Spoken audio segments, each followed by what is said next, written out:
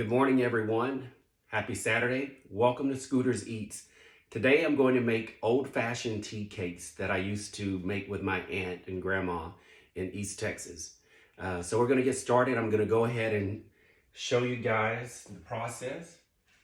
I'm going to take 1 cup of buttermilk and I'm going to pour that in. Then I'm going to take a teaspoon of baking soda and I'm going to go ahead and pour that over into the buttermilk because I'm going to want that to rise. So I'm going to go ahead and stir that around in there.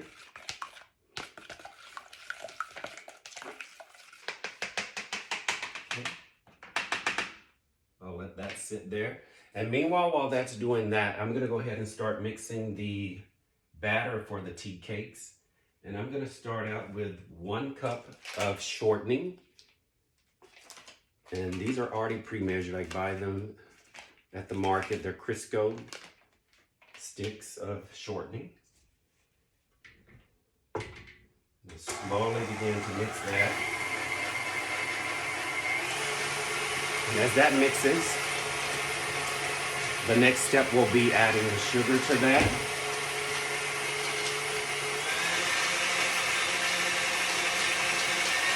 So for those of you who don't know what tea cakes are, they're kind of a very light cookie texture treat. The English have made them for a very long time over in Europe, especially London. They're known for tea cakes. And you can have them in a variety of ways with tea, coffee, juice, whatever you prefer. If that's what you like for your morning breakfast, a tea cake will be great to go along with your tea and coffee.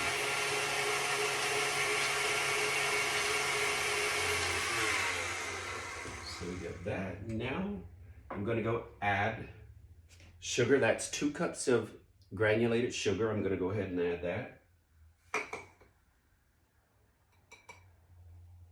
And continue mixing.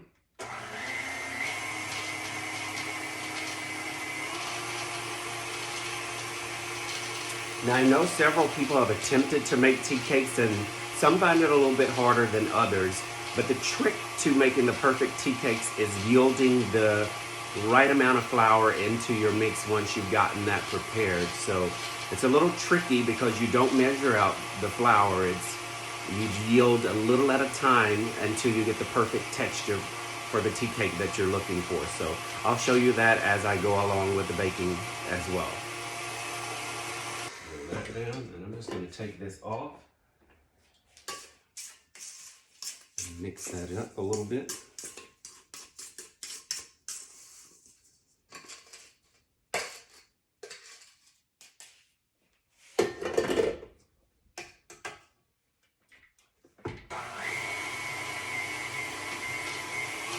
And it seems so easy because there are so few ingredients that actually go into the tea cake. So you just got to have a watchful eye on how you're mixing everything together.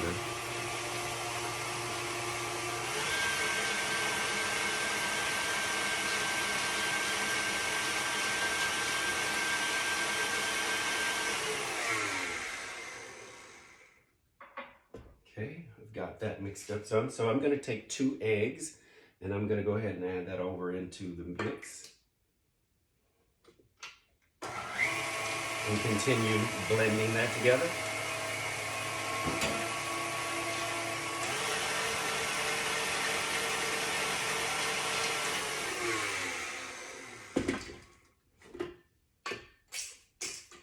Help that along the way.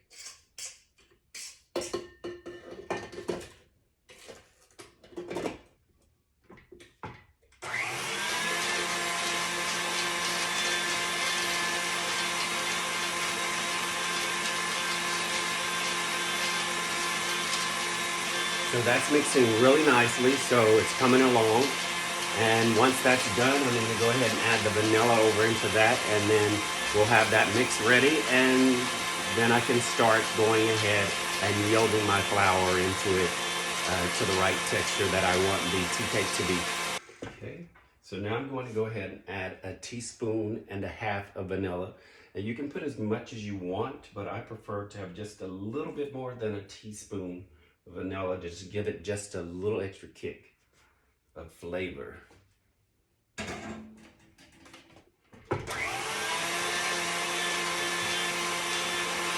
that's pretty much it. So you've got your base to your tea cake. So we're gonna move this along pretty fast once we get this done. All right, so that's mixed in. So now I'm gonna take the last ingredient, which is the buttermilk and the baking soda. So that's risen. Once I did that, it rose. So I'm gonna go ahead and add that over in.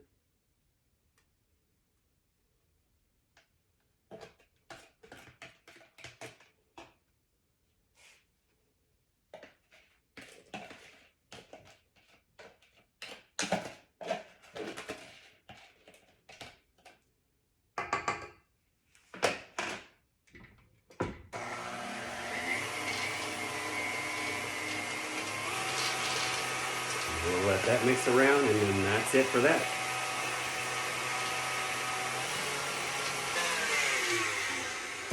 Oops, it's a little mess there.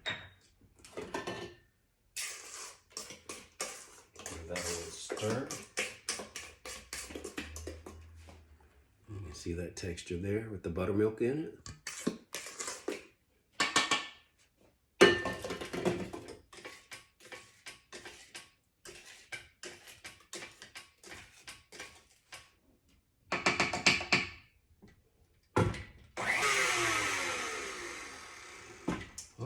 So, go ahead and clean that off. So now that's the texture for that. So it's ready to go into the flour. All right, so what I'm gonna do next is I'm gonna take the flour and I'm gonna go ahead and lay some out on this cutting board.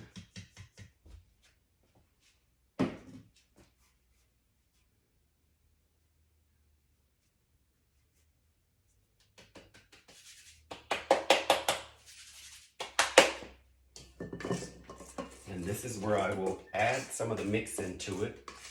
As you can see, it's runny, so that means you have to yield the flour in to give it the texture that it needs in order to bake.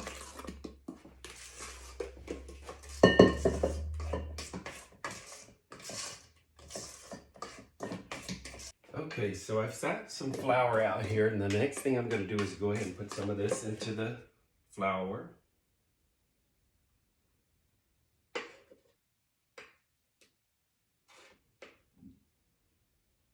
And again, you don't have to put it all in there because it's too much at one time.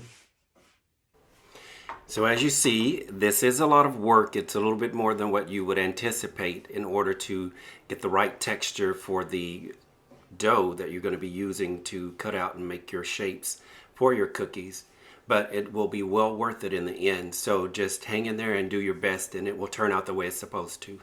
And as you can see, there's beginning to take shape.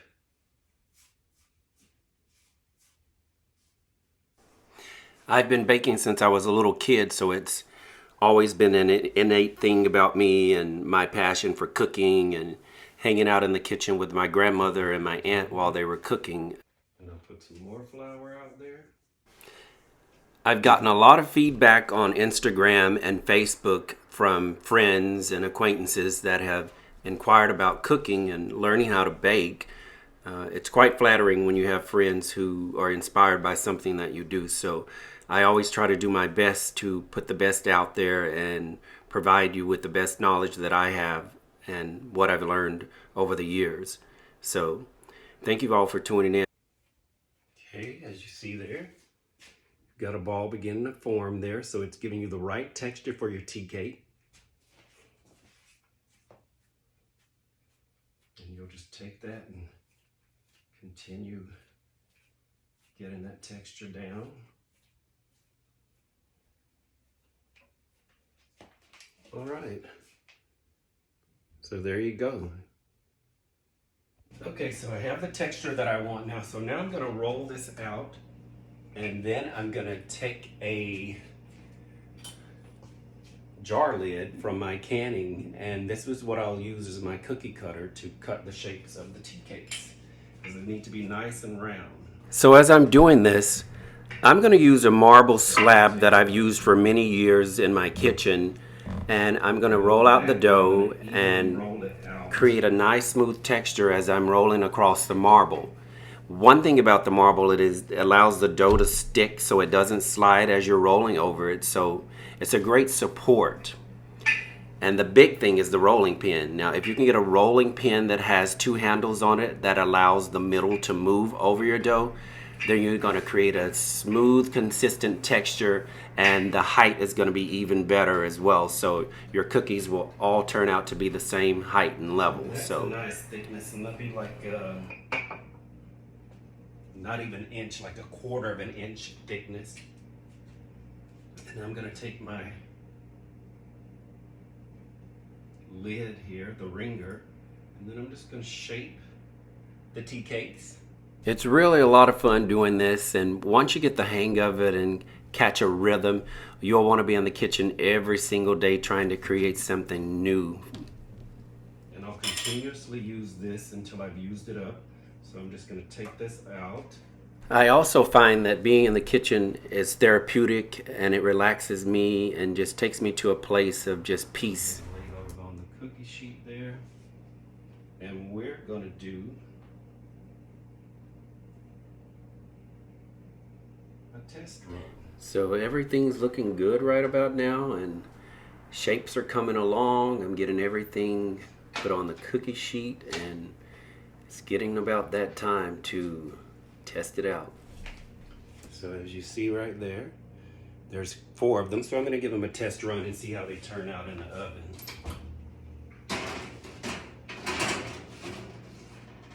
And it's always good to do that just to make sure that you got the right amount of ingredients in there before you bake a whole batch and they turn out to be something that you really don't like. So you always want to do a test run to give it a try.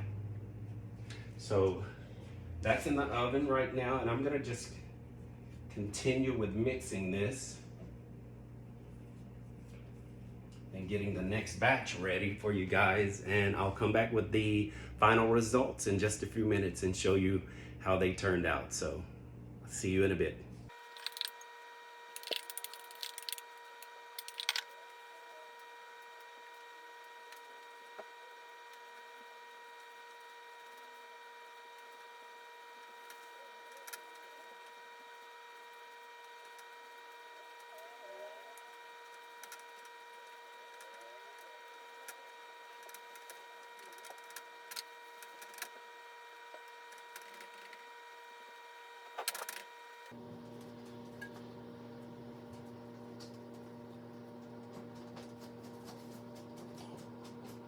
All right, we're back, so let's check on those tea cakes and see how the sample batch has turned out.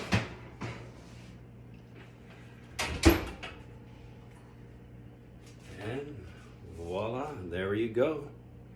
Check out that color. You don't want them to get too brown because the longer you cook them, the harder they get. So it's just a matter of preference. If you like them harder, then you can cook them a little bit longer, but I think they're good when they're soft. So looks like we got a successful batch here, so we'll know more when we taste them and see what they taste like. So tune in to the final results, and we'll be coming back at you.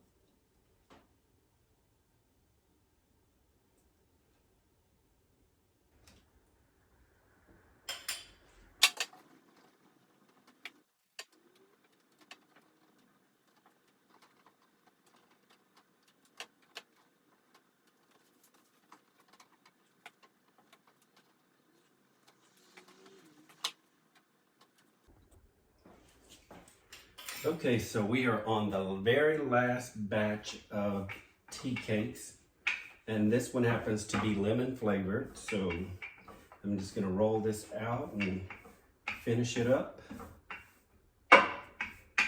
And then we're gonna put them in the oven and bake them at 350 degrees for about 20 minutes. But please keep an eye on them because you wanna make sure that they're cooking properly and they're browning properly. And one way to test that out is to take your spatula as they're cooking and lift the cookie and look under the tea cake and see how it's browning. So here we go, we're gonna go ahead and put those in.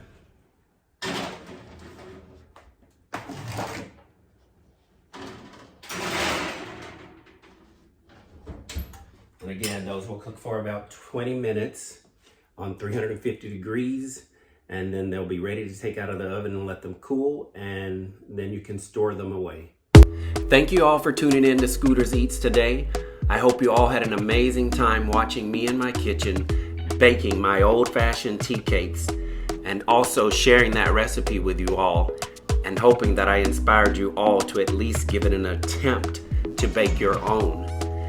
Never have any fear of being in the kitchen. It's one of the safest places you could be. So give it your all and at least try.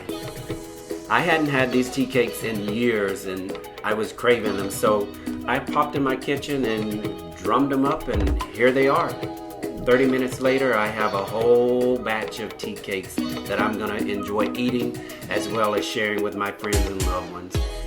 Thank you all for tuning in today. Have an amazing week, and we'll see you soon. Bye-bye.